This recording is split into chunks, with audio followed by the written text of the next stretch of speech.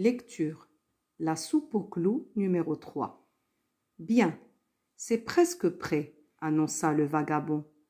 Pour tout vous avouer, quand le roi et la reine prennent leur soupe, ils font dresser une belle table avec une nappe de lin, de la belle vaisselle, de grands verres et des fleurs. Ils demandent une grosse miche de pain, un large morceau de fromage. Mais puisque nous devons faire 100, à quoi bon se ronger les 100? Désormais, la femme exultait.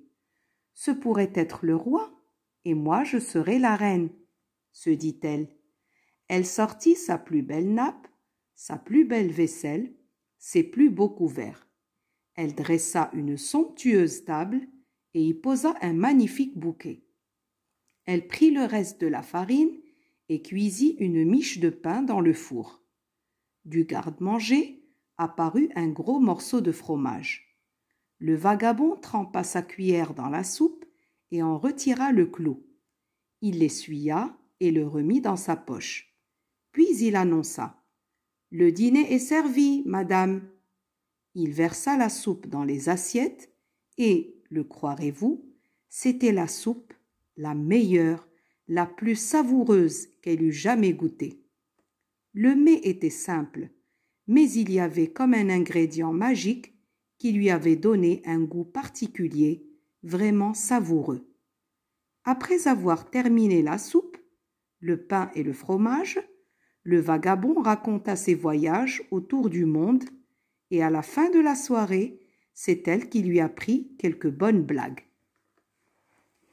Quand vint l'heure d'aller au lit, elle lui dit: « Allons, un si bon compagnon que vous ne va tout de même pas dormir sur le plancher. » Et elle lui prépara un lit bien douillet.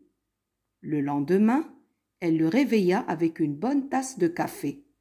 Finalement, alors que le vagabond se tenait sur le pas de la porte, prêt à repartir, la femme fouilla dans sa jupe, en sortit une pièce d'or qu'elle lui plaça dans le creux de la main. « Merci, dit-elle, vous m'avez vraiment appris quelque chose.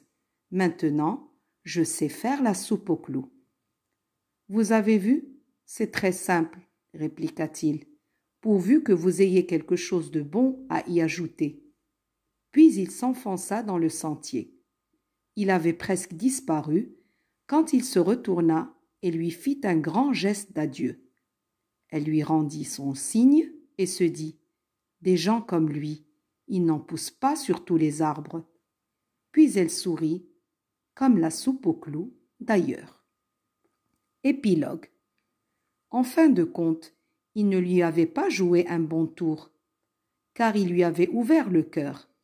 Et ainsi, ils avaient fait ce que les êtres humains font depuis la nuit des temps: partager un repas et se raconter de belles histoires. Puissons-nous continuer longtemps à le faire.